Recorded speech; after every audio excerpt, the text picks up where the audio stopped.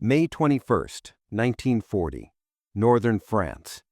A British tank commander stood in the turret of what German intelligence had already written off as obsolete, a relic. The Matilda Mark II, slow, undergunned, outdated by every measure that mattered in modern warfare. The Germans laughed when they saw these machines rumbling toward their positions. Some officers joked about it over breakfast, sipping coffee while reviewing scout reports. "The British are sending their museum pieces," one panzer commander allegedly said. "This will be educational for them." 12 hours later, those same German officers were frantically radioing for reinforcements, panic edging into their voices. The laughter had died. In its place, fear. What happened in those 12 hours was hidden in classified files for decades. The story of how one obsolete tank and the men who refused to believe it was finished changed everything the German army thought they knew about armored warfare. This is that story, and I promise you, it's not the one you've been told. Let's go back. Let's understand what the world looked like in the spring of 1940, because without that context, none of this makes sense. The spring of 1940 was brutal. By May, the German Wehrmacht had torn through the Low Countries with a speed that left Allied commanders reeling, checking their maps twice because surely the reports had to be wrong. The Blitzkrieg, lightning war, wasn't just a tactic, it was a philosophy. Speed, shock, overwhelming force concentrated at a single point, then expanding like a crack in glass spreading across a frozen lake. And at the heart of that philosophy sat the Panzer divisions. Panzer III tanks, Panzer IV tanks, sleek machines that moved fast, hit hard, and could coordinate with Stuka dive bombers overhead. The Germans had spent years refining this doctrine, practicing it in Spain during the Civil War, testing every theory until it became surgical, precise, terrifying. Belgium fell in 18 days, the Netherlands in 5. France, the nation that had held the Western Front for 4 years in the last war, was coming apart in weeks. The French and British, they were still fighting the last war.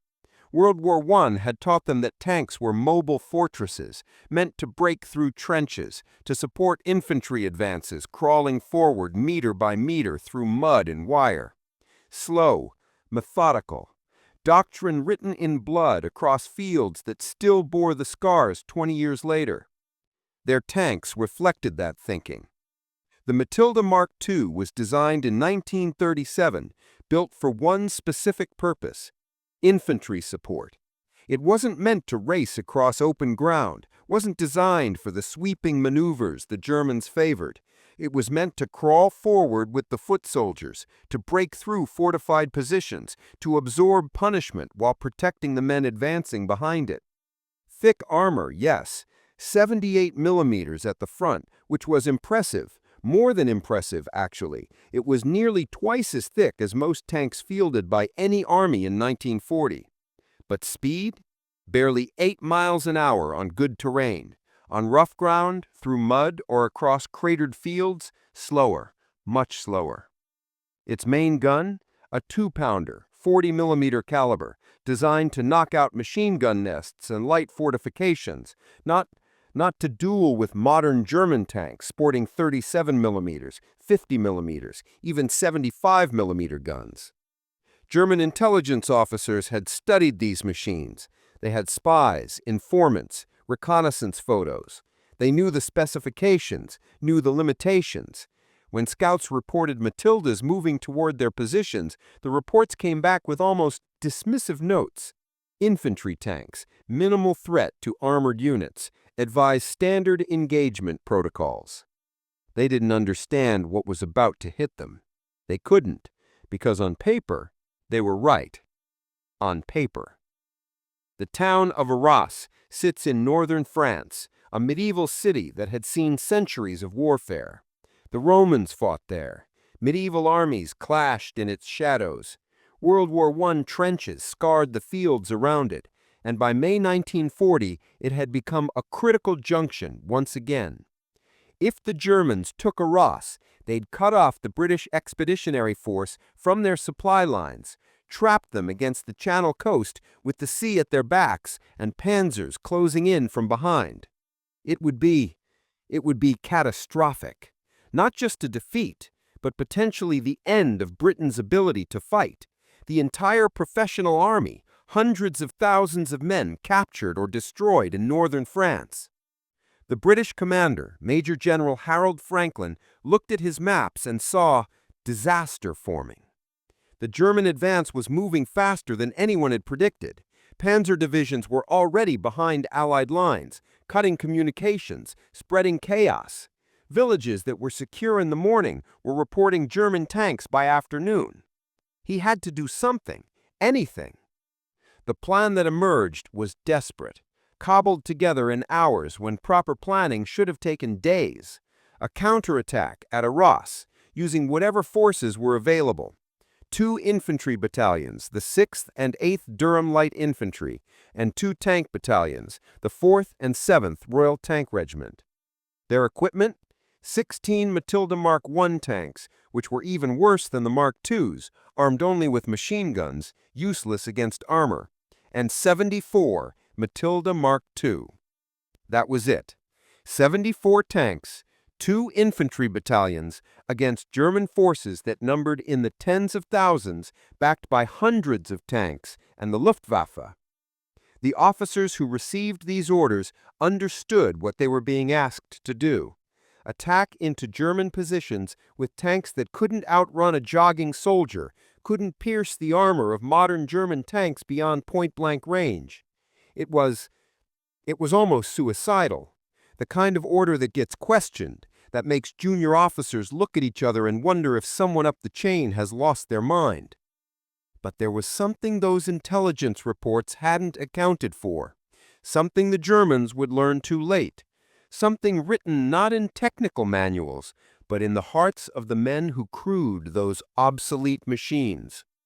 Determination, courage, and an absolute refusal to give up. May 21st.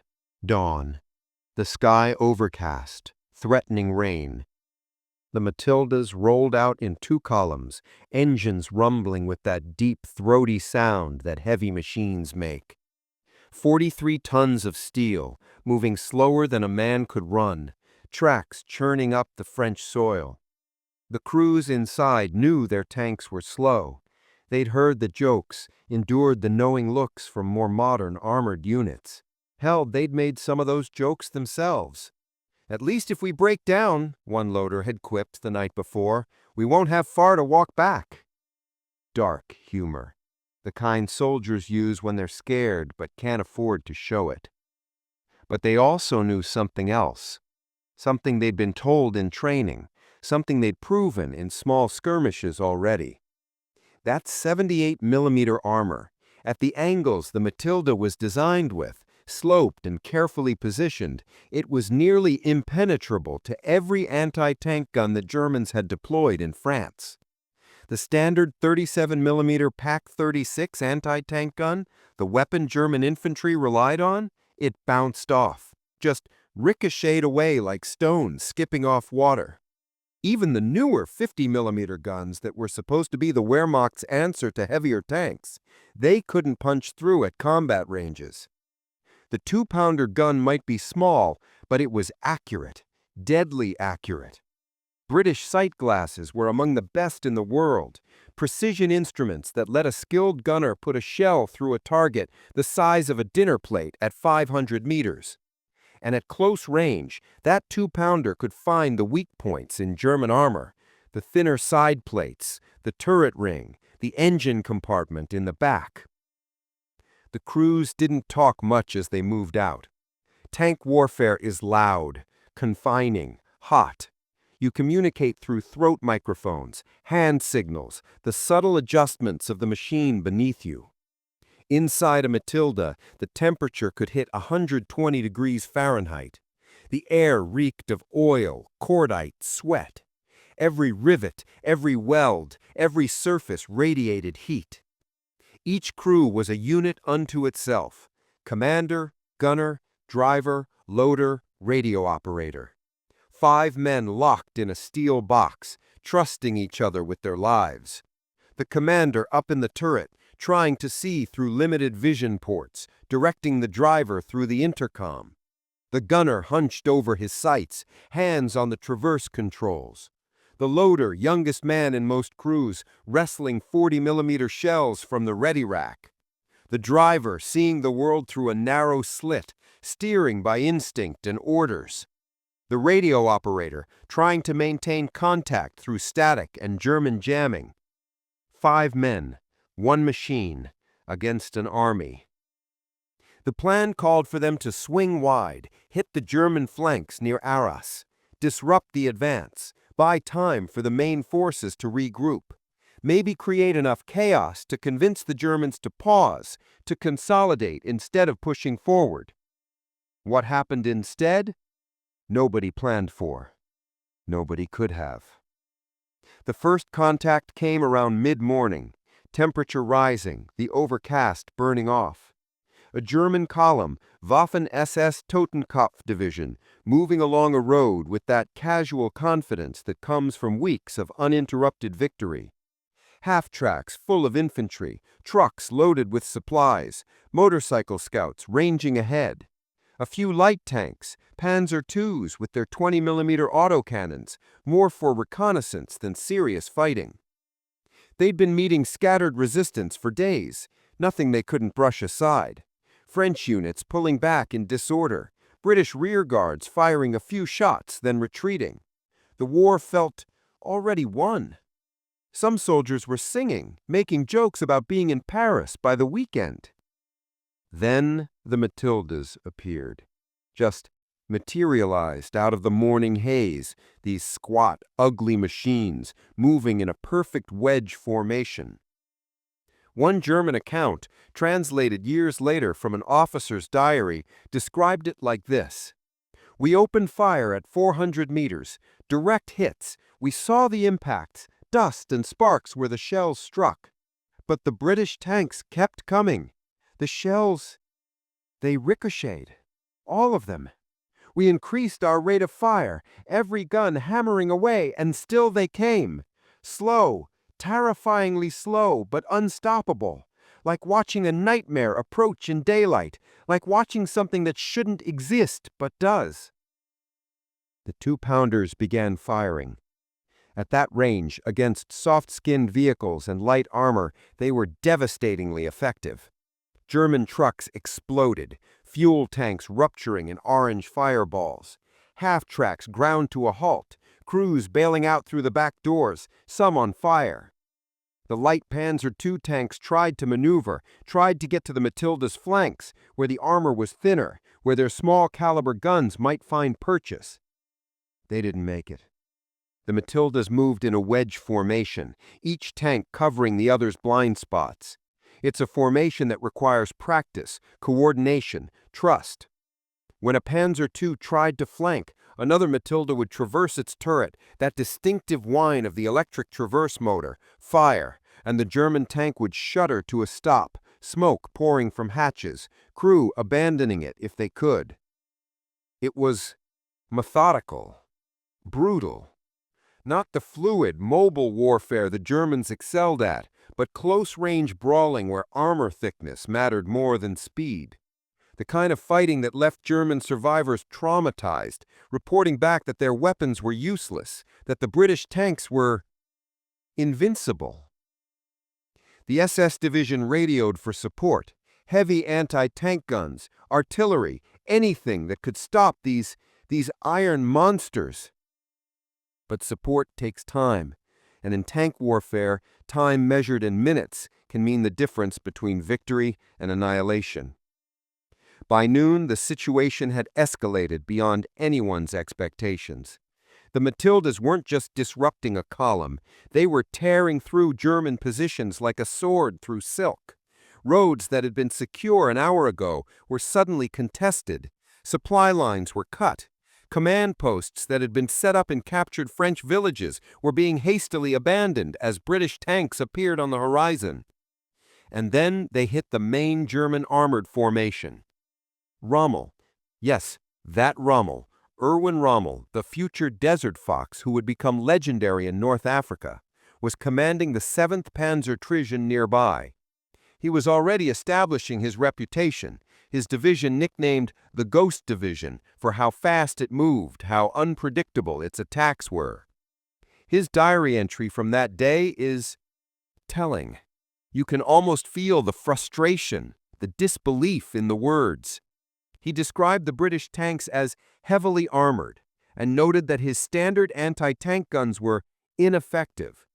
He reported having to personally direct the deployment of artillery and 88mm anti-aircraft guns to stop the British advance. Rommel, one of the most skilled tank commanders of the war, scrambling to stop a force 1/10 the size of his own division. His Panzer III and Panzer IV tanks engaged the Matildas at range, firing shell after shell. The engagement ranges were textbook, 800 meters, 600 meters, the distance where German tanks were supposed to dominate. The shells flew true, impacts clearly visible against the British tanks' hulls. The British tanks absorbed the hits, armor scarred but not penetrated, and kept advancing. One Matilda commander, Captain Robert Crisp, later wrote about this phase of the battle. His tank had been hit 17 times. 17. He kept count, marking each impact as the shell struck. The impacts rang through the hull like a cathedral bell. Each hit a deafening gong that left ears ringing. The crew inside knew they were being hit, felt each impact through their bones, but none penetrated. The armor held. His gunner kept firing, kept picking targets, hands steady on the controls despite the impacts shaking the entire tank. The driver maintained their steady, inexorable advance, navigating by the commander's directions, unable to see much through his narrow vision slit. The Germans were learning a harsh lesson. Speed and maneuverability meant nothing if you couldn't hurt your enemy. All the tactical advantages that made blitzkrieg possible, the rapid flanking movements, the hit-and-run attacks, the fluid battlefield, none of it mattered against an enemy you couldn't kill. The Matildas were slow, yes, but in close combat, in the chaos of a meeting engagement where visibility was measured in hundreds of meters, not kilometers, slow meant stable. It meant the gunner could take careful aim even while moving. It meant accuracy. And in war, accuracy is deadly. The Germans brought up their 88mm anti-aircraft guns. This is important to understand because it becomes a pattern, a theme that repeats throughout 1940 and 1941. The famous 88 that would become legendary as a tank killer, that would be feared by every Allied tank crew for the rest of the war. It wasn't designed for that role. It was the Flak 18, Flak 36, Flak 37, anti-aircraft guns, meant to shoot down bombers flying at 20,000 feet. Tall, cumbersome, with a high profile that made it vulnerable on the battlefield. It took a crew of 10 men to operate effectively, required a substantial amount of time to set up, but when pointed at a ground target, devastating. The crews manhandled these guns into position, muscles straining as they pushed the heavy weapons across fields, adjusted the outrigger legs, lowered the barrels from their anti-aircraft position to horizontal. They loaded high explosive shells designed to detonate at altitude, tore open crates of armor-piercing rounds they weren't even sure would work, and they waited for the Matildas to come into range. At 1,200 meters, they opened fire. The 88mm shell weighed 21 pounds.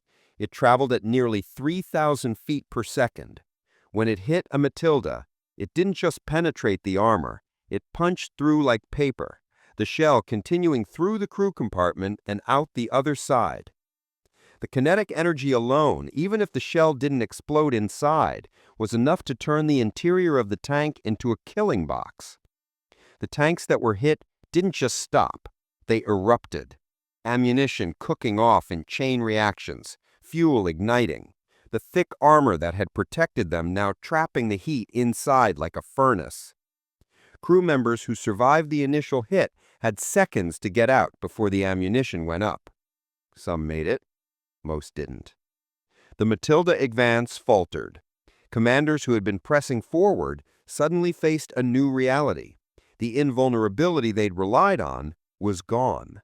The 88s could kill them, and there was nothing they could do about it at those ranges. But here's what the official histories often miss, what gets lost in the tactical analysis and the battle maps with their neat arrows and symbols. By the time the 88s were in position, by the time they started taking their toll, the Matildas had already accomplished something extraordinary. They destroyed over 60 German vehicles, half-tracks, trucks, light tanks, armored cars, even a few Panzer IIIs and IVs caught at close range or hit in vulnerable spots. They'd killed or captured hundreds of German soldiers. They'd thrown 2 entire German divisions into confusion, forced Rommel himself to divert resources, to reorganize his entire front line, to call off planned attacks while he dealt with this unexpected threat. For a counterattack that was supposed to be a desperate delaying action, that was remarkable. World-changing, actually, though nobody knew it yet. And in one small sector, near a village whose name most histories don't even record, lost in the chaos of that day, one Matilda II, commander unknown, encountered something that would become legend. A logger of German tanks. 12 of them. Night was falling. The battle had fragmented into dozens of smaller engagements, British and German units mixed together in the chaos. Tank battles are confused affairs, especially in 1940 before radios were truly effective, before coordination was refined, before doctrine had adapted to the reality of mechanized warfare. You fought what you could see, reacted to threats as they emerged. Communications broke down, orders got lost, units became separated. This particular Matilda had become separated from its unit sometime in the late afternoon. The radio was damaged. A near miss from an 88 had buckled the armor plate near the radio operator's position, jammed the equipment. The commander was relying on visual signals, on trying to spot other British tanks, on following what he thought was the direction back to friendly lines. They were alone. 5 men in a steel box, in enemy territory, with darkness coming. The German logger was positioned in a depression behind a low ridge, tanks pulled into a defensive circle for the night. Standard procedure. In mobile warfare, you didn't stay spread out at night. You concentrated, set up defensive positions, posted sentries. It let the crews rest, perform maintenance, coordinate plans for the next day. The tanks were a mixed group. Some Panzer IIIs, a few Panzer IVs, maybe a command tank variant with extra radios. The crews were exhausted from a day of combat, some sleeping in their machines, others outside brewing coffee over small fires, smoking cigarettes, trying to process what they had experienced. The British attack had shaken them, cost them friends, destroyed the sense of invulnerability they'd carried since the offensive began. Sentries were posted, yes, but they were watching the approaches from the south, from the direction of the day's fighting. That's where threats came from. That's where they expected British forces to be, if any were still in the area. The Matilda came over the ridge from the north. Wrong direction. Impossible direction. A fluke of navigation. The commander trying to circle around what he thought were German positions, accidentally positioning himself behind them. He must have seen them immediately when he crested the ridge. 12 tanks, silhouetted against the last light of the day, some with crews visible outside, campfires casting flickering light. A tempting target, or a death trap. His 2-pounder couldn't penetrate the frontal armor of a Panzer III at normal combat ranges, not reliably. The Panzer IV had even thicker front armor. In a fair fight, at range, he'd lose.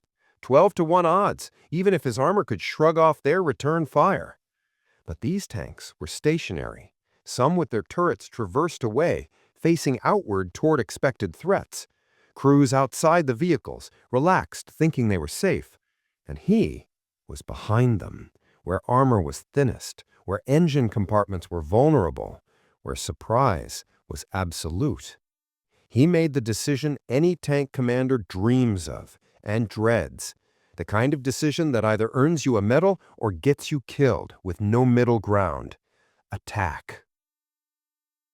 The first shot struck a Panzer III from behind, where the armor was only 20 millimeters thick.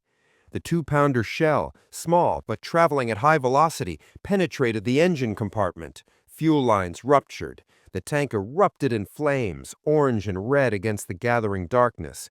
The German camp exploded into chaos, men shouting, officers trying to figure out what was happening, where the attack was coming from.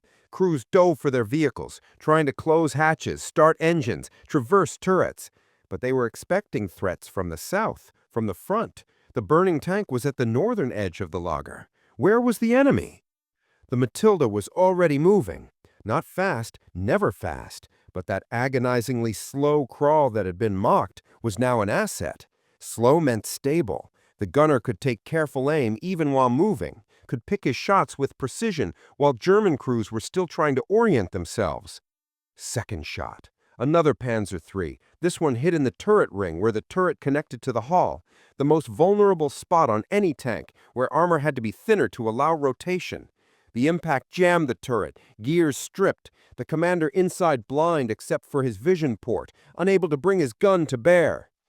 The German tanks that got their engines started tried to maneuver, tried to find the attacker, but in the confined space of the lager, in the growing darkness with flames from the burning tank ruining night vision, they were getting in each other's way. One Panzer IV backed into another, tracks locking, both machines immobilized, crews cursing. Third shot. A Panzer III trying to exit the lager, presenting its side. The shell penetrated and the tank ground to a halt, smoke pouring from hatches. Fourth shot. Fifth. The Matilda's commander was fighting the battle of his life, moving between shots, using the terrain to mask his position, firing from different angles. Every time a German tank got its gun oriented toward where the last shot came from, the Matilda had already shifted, already lined up the next target. It was a masterclass in exploitation of tactical advantage, the kind of action that gets studied in military academies, that officers analyze and debate, trying to understand exactly how one tank defeated 12. The German crews were brave, trained, experienced. They fought back. Panzer IVs that got clear of the lager fired wildly into the darkness, hoping to hit something. Infantry scrambled for anti-tank weapons, Panzerfaust, rockets that required them to get close, within 30 meters. But the Matilda was moving, always moving, a shadow in the darkness, revealed only by its muzzle flash, then gone. The 2-pounder's report, a sharp crack, became the soundtrack to German nightmares. Sixth shot, seventh, eighth. Some German tanks managed to escape, engines roaring as they fled the killing ground. Others sat immobilized, crews abandoning them, running for their lives. The lucky ones made it. Others were caught by the Matilda's machine gun, the Bessa machine gun mounted alongside the main gun, firing long bursts that cut through the darkness. By the time German infantry arrived with Panzerfaust rockets, by the time artillery could be called in and 88s repositioned, 12 German tanks were destroyed or disabled. 12 burned-out hulks, abandoned machines with jammed turrets, tracks thrown from impacts, engines shot to pieces. And the Matilda? It vanished into the darkness, its commander navigating by dead reckoning, using the North Star and his compass, trying to find friendly lines before German reinforcements closed in. The crew must have been in shock. Ammunition nearly exhausted, fuel gauge showing near empty, the gun barrel so hot from continuous firing that it had started to discolor, the bluing burned off. They'd just done the impossible. And now they had to survive long enough to tell someone about it. They made it. The tank arrived at a British position 3 hours later, nearly out of fuel, the engine sputtering. The sentries didn't believe them at first. One tank? Crew claiming they had destroyed 12 German tanks? Impossible. But the loader still had the shell casings, had been counting. The gunner knew how many rounds they had fired. And when scouts went out at dawn, when they found the German lager, the evidence was there. 12 tanks, destroyed or abandoned. Shell impacts consistent with 2-pounder hits. German bodies, equipment, abandoned weapons. It had happened. The commander filed a report, brief, factual, without embellishment. It got lost in the chaos, filed away with hundreds of other action reports from those desperate days. His name was recorded in one document, but contradicted in another. The tank's whole number appeared in a log, but was later questioned. By the time historians started piecing together the Battle of Arras in detail decades later, the survivors who might have known were gone. The official records were fragmentary, contradictory. But the German records confirmed it. A lager of 12 tanks destroyed in a night action, May 21st, 1940.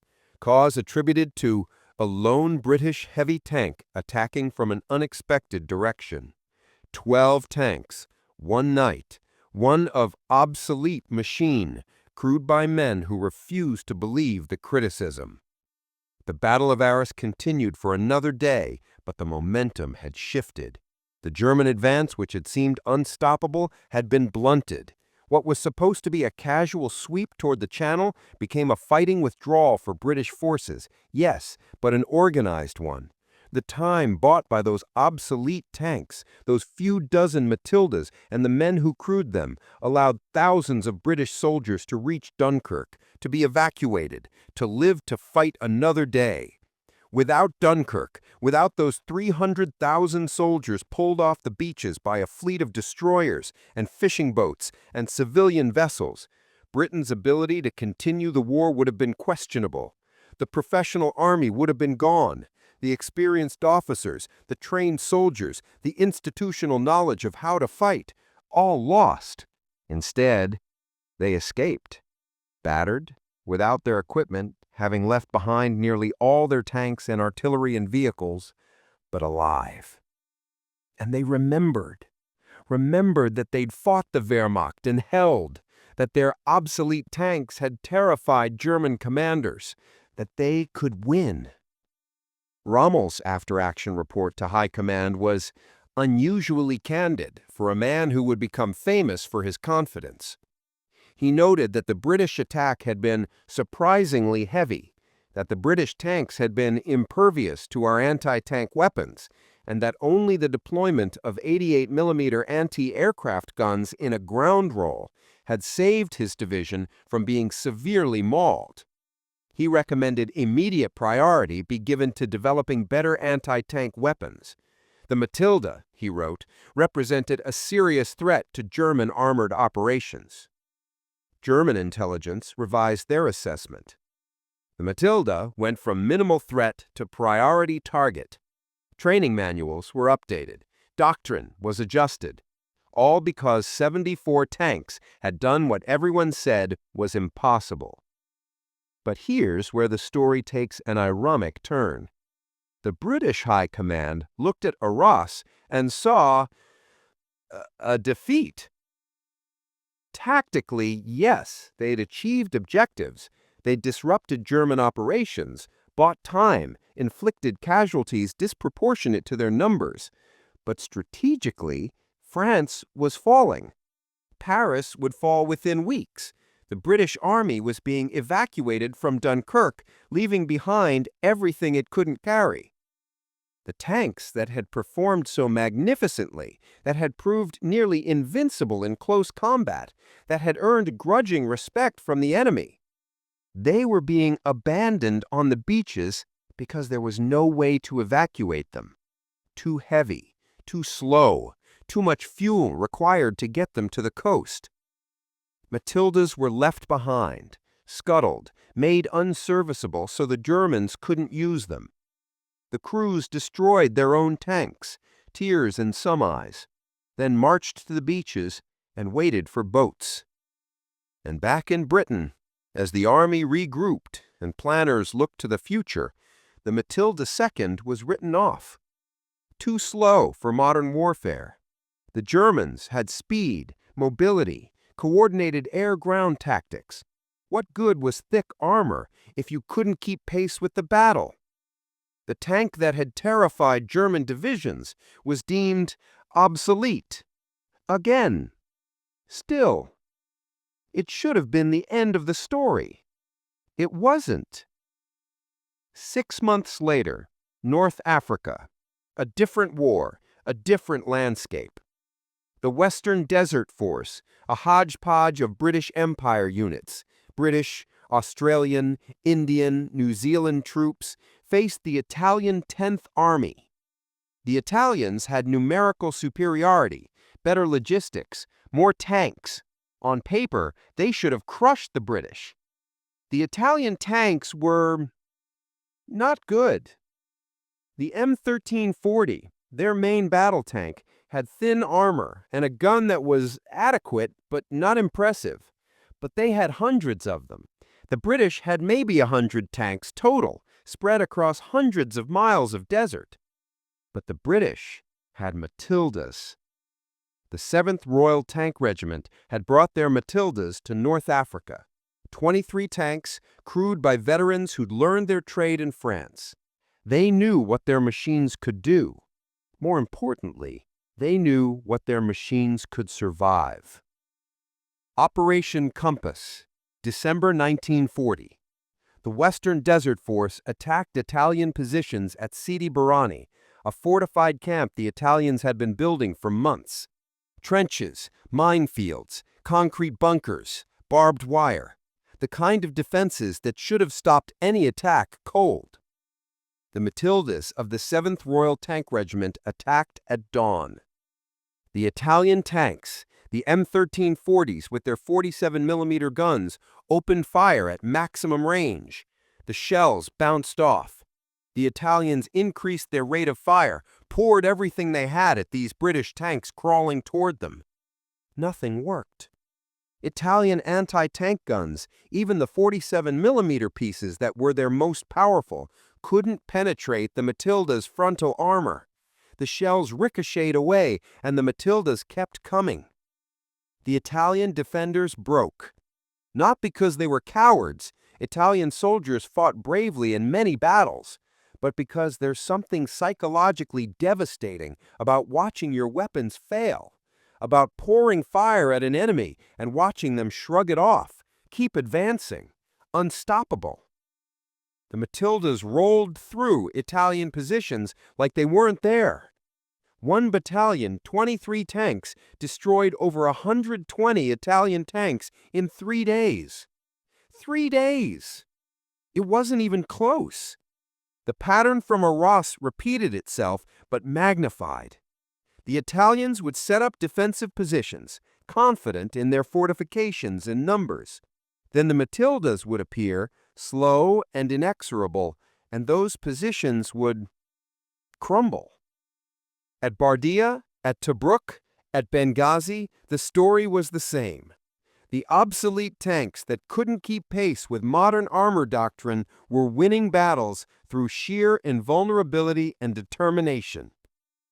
British Commonwealth forces advanced 500 miles in 2 months. They captured 130,000 Italian prisoners, destroyed over 400 tanks, captured another 400 intact. It was a rout. And at the center of that victory were the Matildas, the tanks that everyone had written off. Then the Germans arrived. The German Africa Corps, sent to shore up their Italian allies, quickly learned the same lessons their comrades had learned in France. Standard anti-tank guns were useless against Matildas. You needed 88s, needed to hit them from ambush, from flank positions where the armor was thinner. Rommel, now in command of German forces in North Africa, recognized Matildas immediately. He'd faced them at Arras. He knew what they could do. His tactical instructions to his commanders were explicit. Do not engage Matilda tanks with standard weapons. Use 88mm anti-aircraft guns deployed in ambush. Coordinate attacks to strike from the flanks. Do not allow them to close to short range. That's respect. That's an enemy who's learned to fear you. But even with that knowledge, even with the Germans bringing their best tactics and weapons, the Matildas remained dangerous. Throughout 1941, they formed the heavy striking force of British armor in North Africa.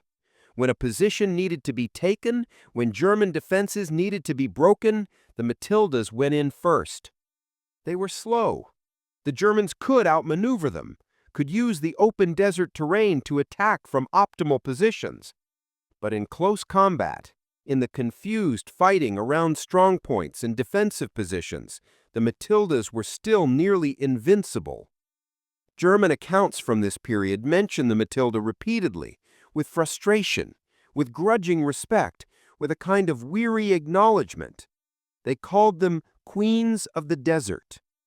When intelligence reported Matildas in a sector, German commanders adjusted their plans, brought up heavier weapons, and treated them as serious threats. Because they were. There's a combat report from Tobruk written by a German officer after a failed attack that captures this perfectly. He described watching a Matilda advance through an artillery barrage, shells landing all around it, 105mm high explosive rounds that could destroy trucks, kill infantry, demolish buildings, shrapnel pinging off the armor, smoke and dust obscuring everything. And through it all, the Matilda just kept coming. The officer wrote, "It is impossible to describe the psychological effect of these machines. They cannot be stopped by conventional means. Their crews know this, and they press attacks that would be suicide in any other vehicle. We destroyed this particular tank eventually, with an 88mm gun we had concealed in a prepared position, but it took 7 shots. 7. By the time it was stopped, it had destroyed 2 of our anti-tank guns, killed 15 men, and penetrated 200 meters into our defensive line. The crew escaped before the tank burned. I do not know how they survived so long." That's the missing piece in the technical analysis, in the debates about armor thickness and gun penetration and tactical mobility. The human element. The crews of the Matildas knew their armor would protect them, not perfectly, not against everything, but better than any other tank available. That knowledge changed how they fought. They were aggressive, they took chances, they pressed attacks into situations that would have been suicidal in other tanks. And that made all the difference. By 1942, the Matilda was finally, truly obsolete. German tanks had evolved. The Panzer IV now mounted a long-barreled 75mm gun that could penetrate Matilda armor at combat ranges. The 88s were being mounted on tank destroyers, mobile platforms that could move with the armored divisions. New German tanks like the Tiger I had armor that the 2-pounder couldn't penetrate at all. The slow speed that had been manageable in 1940, that had been acceptable in the close-range fighting of 1941, was now a critical liability. Modern warfare had evolved past what the Matilda could do. The last Matildas were withdrawn from frontline service in North Africa in mid-1942, sent to secondary theaters. Some went to the Pacific, where they fought the Japanese, their thick armor proof against Japanese anti-tank weapons. Others were converted into specialized vehicles: bridge layers, mine clearers, flamethrower tanks, command vehicles. The crews moved on to Shermans, to Cromwells, to Churchills, to the newer tanks that defined the later war. And in oral histories, in memoirs written decades later, they talk about those machines with professionalism, with knowledge of their capabilities and limitations. But when they talk about the Matilda, there's something else. Affection, maybe. Pride. The kind of emotion you reserve for something that saved your life, that took hits meant for you and kept fighting. One veteran, interviewed in the 1980s for an oral history project, put it this way: "The Sherman was a good tank, reliable, easy to maintain, parts always available. The Cromwell was fast, could keep up with the German tanks. But the Matilda, The Matilda made you feel invincible. When you were buttoned up in a Matilda, you knew Jerry couldn't hurt you unless he got very lucky or very clever. That changed everything. It made you bold. It made you willing to try things you'd never attempt in another tank. We knew we were slow, knew we were undergunned, but we also knew we could take hits and keep fighting. And in war, that's priceless. So here's what the official histories say. The Matilda II was an infantry tank that performed adequately in the early war period before being superseded by more modern designs. It had thick armor, but was slow and undergunned. It represents an evolutionary dead end in tank development, a vestige of World War I thinking about armored warfare. Here's what actually happened. For 2 critical years, when Britain stood nearly alone, when every battle could have been the last, the Matilda bought time. It terrified German commanders, destroyed Italian armies, and gave its crews a fighting chance in situations that should have been hopeless. At Arras, those 74 Matildas changed the course of the French campaign. Not enough to win it. France was going to fall regardless, but enough to give the British Expeditionary Force time to escape. Without Dunkirk, without those 300,000 soldiers evacuated, Britain's ability to continue the war would have been unquestionable.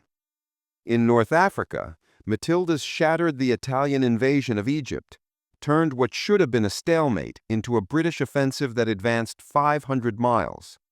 The victories in the desert, the preservation of Egypt and the Suez Canal, the Middle Eastern oil fields that fueled the Allied war machine, all of it relied on those slow, obsolete tanks doing the impossible. Month after month, battle after battle. There's a memorial at the Tank Museum in Bovington, England. Among the sleek modern tanks, the celebrated machines of the later war, sits a Matilda II, preserved, restored, its armor still pitted with impact marks from shells that didn't penetrate.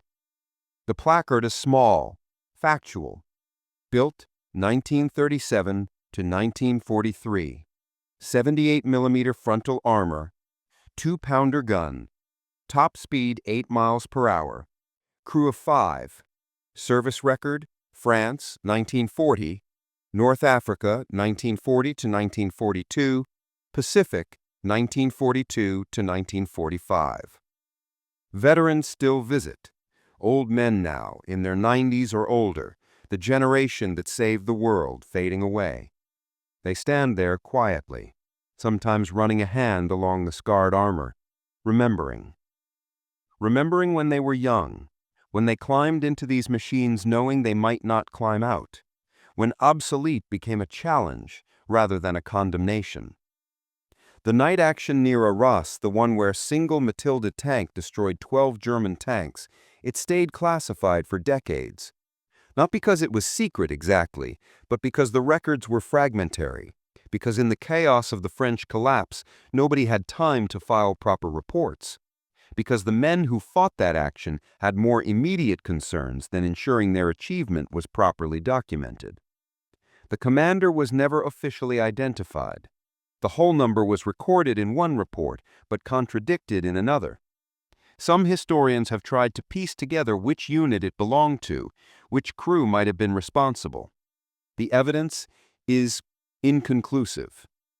By the time historians started researching the Battle of Arras, assembling German and British records, interviewing survivors, most of the men who would have known were gone, dead of old age, their memories taken with them. But the German records confirmed it.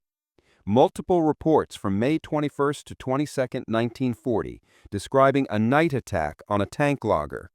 12 tanks destroyed or disabled. Cause attributed to a lone British heavy tank attacking from an unexpected direction. One German survivor interviewed in the 1970s remembered that night.